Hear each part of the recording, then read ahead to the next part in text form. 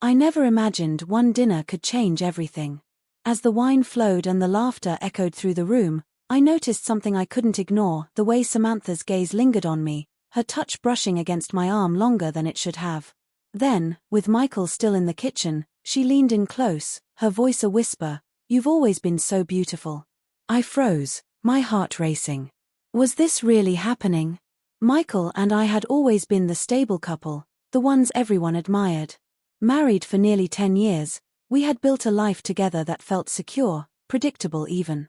He was my rock, my partner in every sense of the word, and we had settled into a comfortable rhythm. But lately, that rhythm had felt more like a routine, steady, yes, but missing the spark we once had. Michael's sister, Samantha, had always been a part of our lives, a frequent visitor who brought energy and vibrancy wherever she went. Younger than Michael by a few years, she was the type of person who could light up a room with her presence. Her sharp wit and effortless confidence often left me in awe, though I never admitted it aloud. She was family, after all, someone I respected, admired, and trusted implicitly. It was her recent promotion that brought her to our home that evening. Michael insisted we celebrate, so I planned a small, intimate dinner, just the three of us. The house was warm with the glow of candlelight, the rich aroma of roasted vegetables and wine filling the air. Samantha arrived in high spirits, her laughter ringing out as she recounted stories from her work trip. She was radiant, her presence filling the space in a way that felt almost magnetic. As the evening unfolded, I began to notice things I hadn't before. The way her eyes lingered on mine during conversations, the subtle brush of her hand against my arm as she passed me a glass of wine. It was nothing overt, nothing I could pinpoint as unusual, yet it stirred something in me, a flicker of awareness I couldn't quite name. Michael was oblivious, laughing as he refilled our glasses and excused himself to fetch another bottle from the kitchen. That left Samantha and me alone at the table, the soft glow of the candles casting shadows on her face. She leaned back in her chair, her legs crossed, her gaze steady and intent. There was a pause in the conversation, a moment of silence that felt heavy, charged. And then she spoke, her voice low and deliberate. "You know, you've always had this presence about you. It's hard to ignore." Her words caught me off guard, sending a ripple of something unnameable through me. I smiled nervously, unsure of how to respond.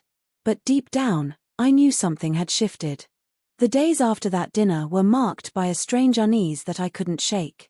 Samantha's words, her gaze, her touch, they played over in my mind like a song stuck on repeat. I told myself I was overthinking it, that it was nothing more than an innocent comment. But the flicker of something deeper, something forbidden, lingered just beneath the surface. Samantha stayed at our house for the weekend, as she often did during her visits. At first, everything seemed normal. She joined us for breakfast, helped clean up, and filled the house with her laughter. But I couldn't help but notice the little things, the way her hand brushed mine when she passed me a dish, the way her gaze lingered on me when she thought I wasn't looking. That evening, Michael suggested we watch a movie. Samantha and I settled on the couch while he disappeared to the kitchen to make popcorn. The lights were dim, the room bathed in the soft glow of the television. Samantha sat closer than usual, her thigh brushing against mine. I shifted slightly, trying to create space, but she didn't move. "Are you okay?" she asked suddenly, her voice soft, almost concerned. "Of course," I replied, forcing a smile. "Why wouldn't I be?" She tilted her head, her gaze steady. "You just seem tense lately. Is everything all right?" I hesitated, unsure of how to respond. "I'm fine," I said finally, though the words felt hollow. Her hand moved then, resting lightly on my knee. The gesture was casual, but the warmth of her touch sent a ripple of unease through me. "You know you can talk to me," she said. "About anything." Before I could reply, Michael returned with a bowl of popcorn, and Samantha withdrew her hand as if nothing had happened. The moment passed, but the tension lingered. My mind raced, questioning everything. Was I imagining things? Misinterpreting her actions? Or was there something unspoken between us that I couldn't ignore? The next day, Samantha offered to help me in the garden while Michael worked in his office. We knelt side by side in the dirt, planting flowers and pulling weeds. It was peaceful, almost soothing, until she spoke. "You've always been so composed," she said, her voice thoughtful. "It's like nothing ever rattles you." I laughed nervously. "That's not true," I said. "I just keep things to myself, I guess." Her gaze flicked to mine, her expression unreadable. "Maybe you shouldn't," she said. "Sometimes it's good to let someone in." Her words hung in the air, heavy with meaning. I looked away, focusing on the soil beneath my hands. But then her hand brushed against mine, lingering for a moment longer than necessary. My breath caught, and I felt my heart begin to race. "Samantha," I began, but she cut me off. "You're so beautiful when you're like this," she said softly. "Relaxed. Vulnerable." I froze, unsure of how to respond. My mind screamed at me to say something, to put an end to this before it went any further. But the weight of her gaze, the warmth of her hand, it held me in place, leaving me breathless and confused. That night, I lay in bed, unable to sleep. Michael snored softly beside me, oblivious to the storm brewing inside me. I stared at the ceiling, replaying every moment, every word, every touch. I wanted to believe it was all in my head, that Samantha's actions were innocent. But deep down, I knew better. Something was happening, something I didn't understand and wasn't sure I wanted to face. The lines between us were beginning to blur, and I was terrified of where it might lead. The following evening, Michael suggested we open a bottle of wine to unwind after dinner. I agreed, hoping the warmth of the wine might help quiet the growing tension in the house. Samantha seemed especially vibrant that night, her laughter bubbling over as we shared stories around the table. But even as she joked with Michael, I felt her attention gravitate toward me. It was subtle, almost imperceptible, but it was there, a lingering glance, a fleeting touch, a smile that held too much meaning. As the evening wore on, Michael excused himself to take a work call, leaving Samantha and me alone in the glow of the dining room candles. She poured herself another glass of wine, swirling the deep red liquid in her glass before taking a slow sip. Her eyes met mine over the rim, and for a moment, neither of us spoke. "You've been quiet tonight," she said, breaking the silence. "What's on your mind?" "Nothing," I said quickly, forcing a smile. "Just tired, I guess." She tilted her head, studying me with an intensity that made my pulse quicken. "You're a terrible liar," she said softly, a teasing edge to her voice. "You forget how well I know you." I shifted in my seat, uncomfortable under her gaze. "Samantha," I began, but she leaned forward, cutting me off. "Relax," she said, her voice low and soothing. "You're so tense lately. Let me help." Before I could respond, her hand reached across the table, brushing against mine. Her touch was light, almost tentative, but it sent a jolt through me. I froze, my breath catching as she gently took my hand in hers, her thumb tracing small circles on the back of my palm. "Samantha, what are you doing?" I asked, my voice barely above a whisper. Her gaze didn't waver. "What I've wanted to do for a long time," she said, her tone calm but laced with something deeper. I pulled my hand away, standing abruptly. "This isn't right," I said, my voice trembling. "You're Michael's sister. We can't." She stood too, stepping closer. "I know how it sounds," she said, her voice soft but insistent. "But you can't tell me you don't feel it too. The connection between us, it's been there all along." My heart pounded as I backed away, putting distance between us. "You're imagining things," I said, shaking my head. "This isn't real." "Isn't it?" she asked, closing the gap between us. "Then why haven't you walked away?" I had no answer. Her words hung in the air, heavy and undeniable. She reached for me again, her hand brushing against my arm, and I felt my resolve falter. The air between us seemed to hum with an unspoken tension, a pull I couldn't explain. "I can't do this," I whispered, my voice breaking. "This is wrong." "Then stop me," she said, her voice barely audible. Her gaze locked on mine, challenging me to put an end to it. But I didn't move. I couldn't. Her touch, her presence, it was overwhelming, intoxicating. Slowly, she leaned in, her breath warm against my cheek. "Tell me to stop," she murmured, her lips brushing against the corner of my mouth. But I didn't. Instead, I closed my eyes, my body betraying me as I leaned into her. Her lips found mine, soft and insistent, and a shiver ran through me as every rational thought dissolved. The kiss deepened, her hands sliding up my arms, pulling me closer as the world around us seemed to fade away.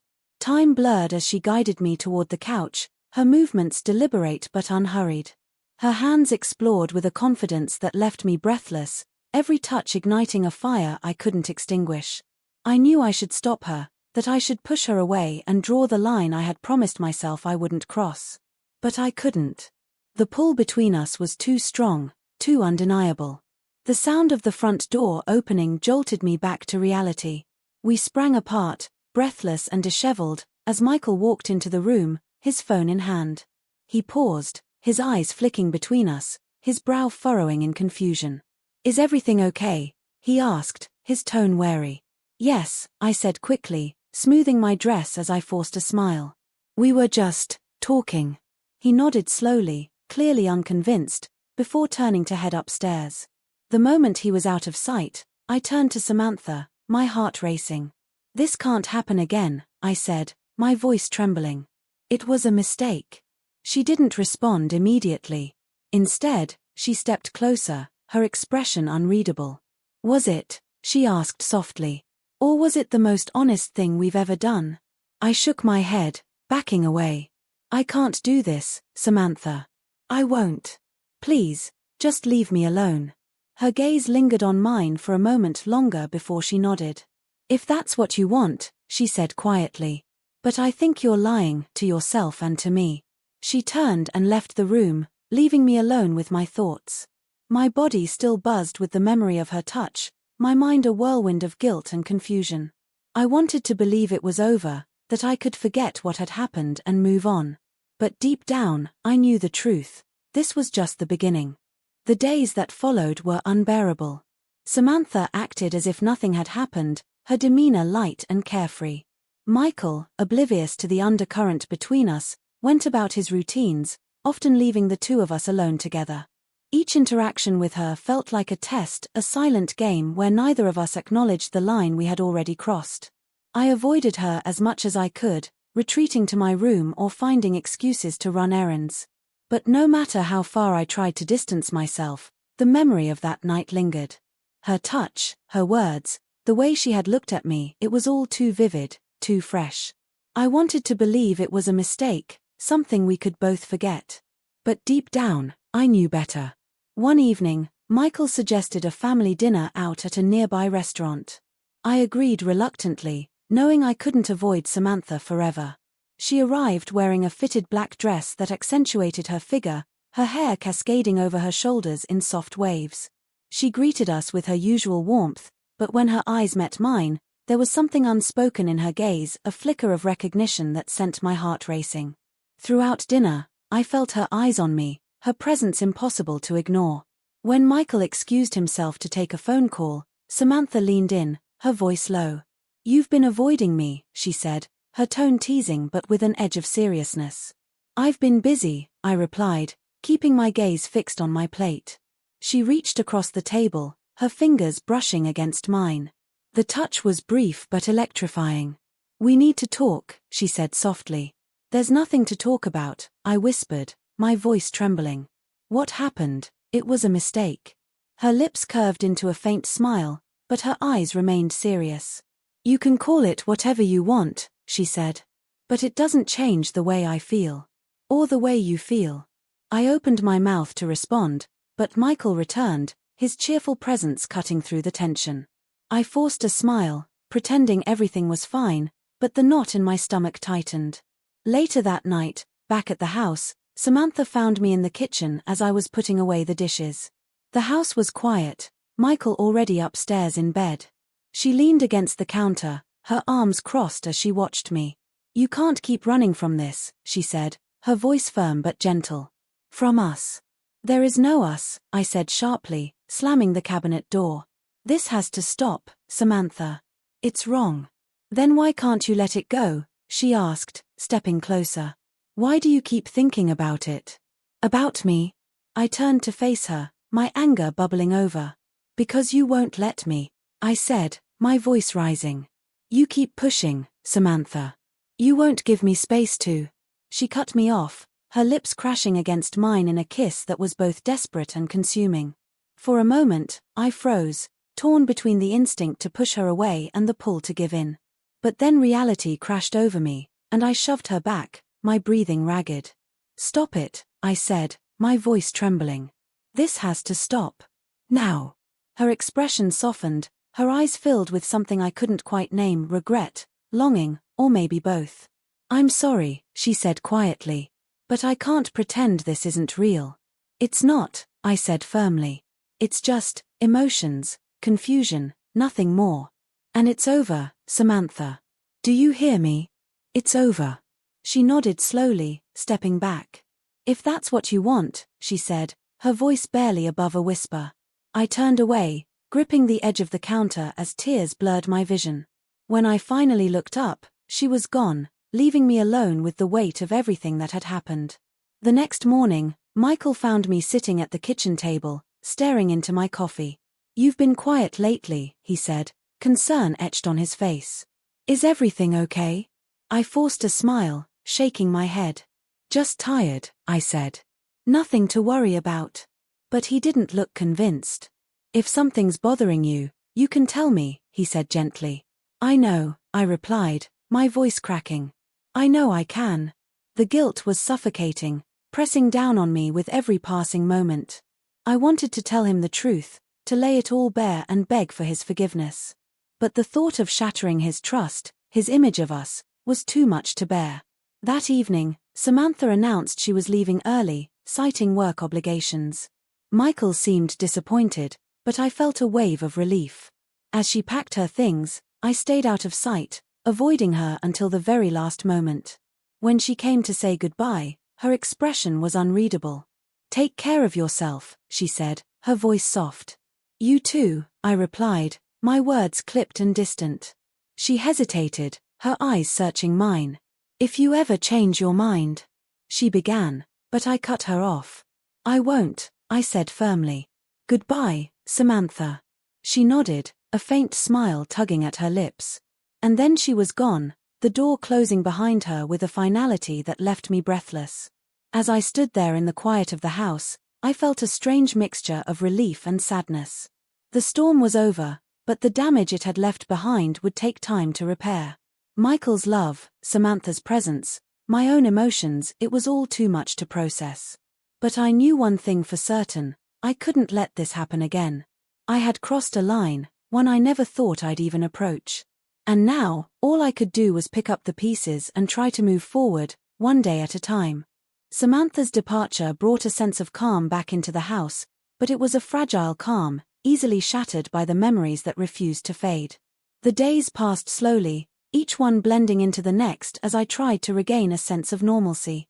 Michael remained blissfully unaware of the turmoil that had unfolded, and I clung to the illusion of normalcy for his sake, even as guilt gnawed at me. I buried myself in routines, hoping that the steady rhythm of daily life would drown out the noise in my mind. But it was impossible to ignore the weight of what had happened, the invisible crack that had formed in the foundation of my life.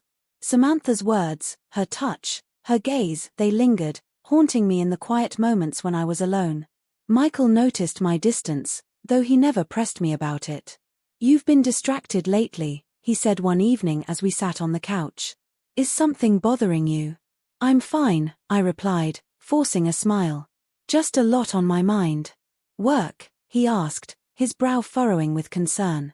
Something like that, I said vaguely, grateful when he didn't push further. But the truth was, the distance between us wasn't just emotional. I found myself pulling away from him in subtle ways, avoiding his touch, his kisses, his warmth. It wasn't that I loved him any less, in fact, the thought of losing him terrified me. But the guilt I carried made it hard to meet his gaze, let alone share the intimacy we once had. One afternoon, as I was sorting through a drawer in the bedroom, I came across a photo of the three of us, Michael, Samantha, and me, taken during a family vacation years ago. We were smiling, carefree, the perfect picture of a happy family. I stared at the photo for a long time, my chest tightening as I thought about how much had changed since then. Samantha's absence was a relief, but it also left a void. As much as I hated to admit it, I missed her. I missed the way she could light up a room with her energy, the way she made me feel seen, the way she looked at me as if I were the most important person in the world. But I knew those feelings were dangerous, a reminder of the line I had crossed and the damage I had done. Weeks turned into months, and slowly, the tension in my chest began to ease.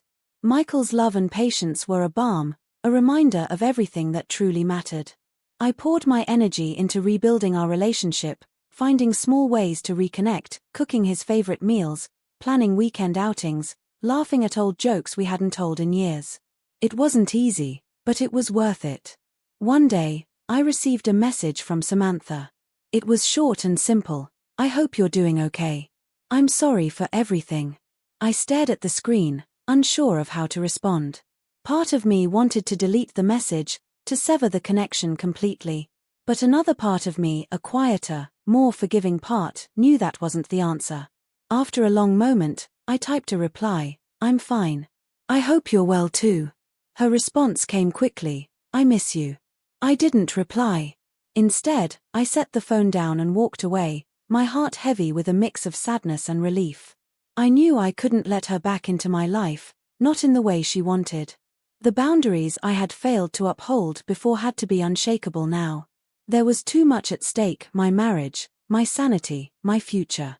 As the weeks went by, the messages from Samantha stopped, and I found myself able to breathe a little easier. The memories still lingered, but they felt less sharp, less consuming. I focused on the present, on the life I had built with Michael, and slowly, I began to feel whole again. One evening, as Michael and I sat on the porch watching the sunset, he reached for my hand. "I'm glad you're here," he said, his voice full of warmth. "Me too," I replied, squeezing his hand gently. "Me too." In that moment, I felt a sense of peace I hadn't known in months. The road ahead wouldn't be easy, but I knew I was on the right path. The mistakes I had made would always be a part of me, but they didn't have to define me. I had a second chance to make things right, to honor the love and trust Michael had always given me. And as the sun dipped below the horizon, painting the sky with shades of gold and pink, I made a silent promise to myself, to let go of the past, to cherish the present, and to protect the future I had fought so hard to rebuild. The journey to forgiveness of myself and the choices I made was not a straight path. It was marked with moments of doubt, nights spent staring at the ceiling, and days when the weight of guilt threatened to pull me under. But as time passed, the sharp edges of those memories began to soften, giving way to a deeper understanding of myself and the life I wanted to protect. Samantha never reached out again after her last message, and though a part of me wondered about her, I knew it was better this way. Distance was necessary. It was the only way to ensure that the line I had crossed would remain firmly behind me, a boundary I would never breach again. The lessons I had learned were hard-earned, etched into my heart in a way I would never forget. Michael, ever patient and kind, remained my anchor. He didn't know the full truth, and I made the decision not to burden him with it. It wasn't an easy choice, but it felt like the right one. There was nothing to gain from dragging him into the mess I had created. Instead, I channeled my energy into rebuilding the trust and connection we shared, pouring love into the cracks and letting time do the rest. Through it all, I learned to face the parts of myself I had ignored for so long, the loneliness I had buried, the yearning for validation I hadn't acknowledged. Samantha's attention had illuminated a void I didn't even realize existed, but it wasn't her role to fill it. That was my responsibility, and for the first time, I took it seriously. I started small. A morning yoga class, a book club, a weekly coffee date with an old friend. Each step felt like reclaiming a piece of myself, a reminder that I was more than a wife or a sister-in-law. I was a woman with dreams, desires, and a voice that deserved to be heard. The more I embraced those parts of myself, the less room there was for the regret and guilt that had once consumed me. One evening, as I sat on the porch watching the stars with Michael, I realized how far I had come. The sky was clear, the air cool, and for the first time in what felt like forever, I felt at peace. "You've been smiling more lately," Michael said, his voice warm and teasing. "What's your secret?" I turned to him, my heart full of gratitude. "Just appreciating what I have," I said simply. "And making sure I don't take it for granted." He squeezed my hand, his touch grounding me in the present. In that moment, I knew that the choices I made moving forward would define me far more than the mistakes I had made in the past. Samantha's actions, her words, the moments we shared, they were chapters in my story, but they weren't the whole book. And as I sat there, bathed in the soft glow of starlight, I felt ready to turn the page. Life is messy, unpredictable, and often unforgiving. But it's also full of opportunities to grow, to heal, and to choose a better path. I couldn't change what had happened, but I could control what came next. And as I looked at Michael, his hand in mine, I made a silent promise to honor the love and trust he had always given me. Because in the end, it wasn't about the mistakes I had made. It was about the lessons I had learned and the life I was determined to build moving forward. What would you have done in her position? Could forgiveness and rebuilding trust be enough to move forward from such a complicated situation? Share your thoughts in the comments below. I'd love to hear your perspective. Don't forget to like, subscribe, and turn on notifications to stay updated on more stories that delve into the complexities of love, trust, and redemption. You won't want to miss what's coming next.